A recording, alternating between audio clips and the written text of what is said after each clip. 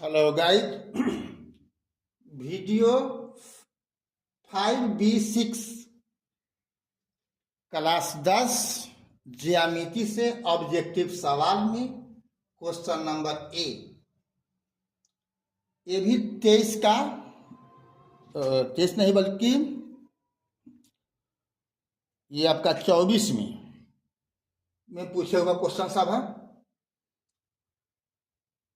तो 25 के लिए तो भी सब तो बनबे करता है, खास करके पैटर्न की बात कहिएगा तो देखो, हम इसके पहले वीडियो 5B5 में ही आपको हम बताए थे कि दो समरूप त्रिभुजों का क्षेत्रफलों का अनुपात 4 को बताए हैं। माध्यिकाओं के वर्गों के अनुपात के बराबर होता है, शीर्ष लंबों के वर्गों के अनुपात के बराबर होता है, आपको कोण अर्धकों के वर्गों के अनुपात के बराबर होता है और संगत भुजाओं के वर्गों के अनुपात होता है। ये चारों बात याद क्यों रखना था जो मैंने कहा था। यहां देखो क्या बोल रहा है, दो समरूप त्रिभुजों ए बी सी के शीर्ष ए से BC पर लंब AD एवं त्रिभुज PQR के शीर्ष P से QR पर लंब PT है। यदि AD बराबर 9 cm एवं PT बराबर 7 cm हो तो त्रिभुज ABC तथा त्रिभुज PQR के क्षेत्रफलों का अनुपात क्या होगा। यहाँ दो समरूप त्रिभुज दिया, दोनों के लंब दिया हुआ है, ठीक है।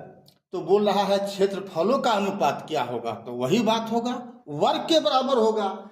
9 दिए हुए हैं तो 9 के जगह पर 81 हो जाएगा और 7 दिए हुए हैं तो क्या हो जाएगा, 7 49। देखो 81 49 है, क्या है, कौन है, डी है। ऑप्शन डी सही हो गया।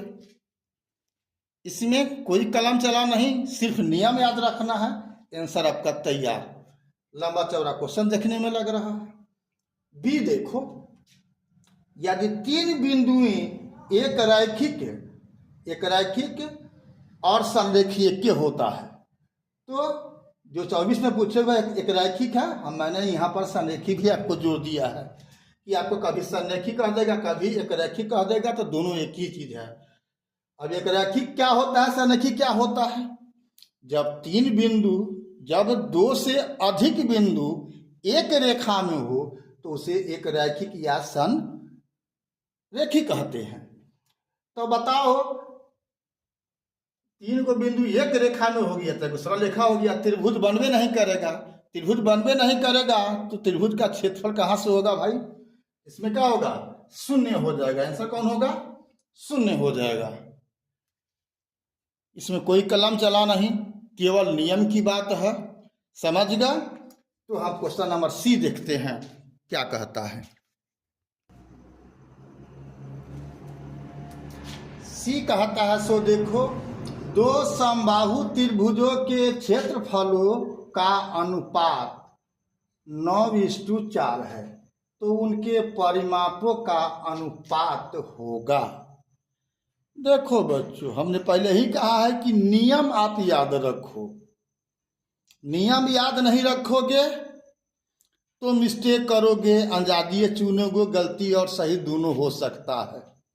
नियम याद रखोगे, एकदम परफेक्ट और सही आप चुनोगे।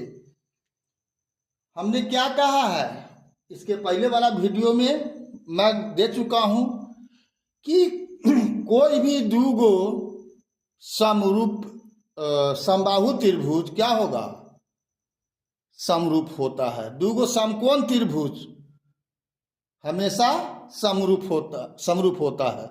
दूगो वृत्त हमेशा समरूप होता है। यहाँ कहा, प्रश्न में कहना कोई जरूरी नहीं है, उसके लिए कहा भी नहीं जाएगा। जैसे यहाँ कहो, दो समबाहु त्रिभुजों के क्षेत्रफलों का अनुपात इतना दिया हुआ है, तो यह आपको दिमाग में वो नियम आपको याद रखना पड़ेगा कि दूगो समबाहु त्रिभुज का मतलब हो गया कि वो दोनों क्या होगा, समरूप होगा। तो समरूप त्रिभुजों का क्षेत्रफल आप जानबे करते हो, अगर क्या होता है, संगत भुजाओं के वर्गों के अनुपात के बराबर होता है। तो यहाँ पर फिर है अब परिमापों का अनुपात। तो आप ये भी जानते हो कि किसी दो समरूप त्रिभुज के में परिमापों का अनुपात उसकी संगत भुजाओं के अनुपात के बराबर होता है। कहने के मतलब जो इसका भुजा होगा वही यहाँ पर परिमिति का भी अनुपात होगा। तो 9:4 है तो उसका वर्गमूल हो जाएगा। भुजा की बात हो गया या परिमाप की बात हो गया तो भुजा, इसका वर्गफल कुछ नहीं होगा तो वर्गमूल हो जाएगा। 9 का वर्गमूल क्या 3 और 4 का वर्गमूल 2। आंसर राइट होगा, बी होगा। ठीक है, अब इसकी बात करो। डी में दो समरूप त्रिभुजों के क्षेत्रफलों का अनुपात A:B है तो उनकी संगत भुजा का अनुपात क्या होगा, जरा चुनो। A:B है तो पहला का है A²B²। तो भाई क्षेत्रफल दिया हुआ है, ये क्षेत्रफल है और संगत भुजा का अनुपात तो क्या हो जाएगा, रूट हो जाएगा, उसका वर्गमूल होगा। हम हमेशा बोले हैं कि अगर क्षेत्रफल दिया हुआ हो और संगत भुजा की बात करेगा तो जो क्षेत्रफल रहेगा उसका वर्गमूल आंसर होगा। तो ए का वर्गमूल क्या होगा, √a होगा, और बी का वर्गमूल √b होगा, यानी आंसर कौन होगा, सी होगा। ना ए और ये सब तो होने का सवाल ही नहीं है।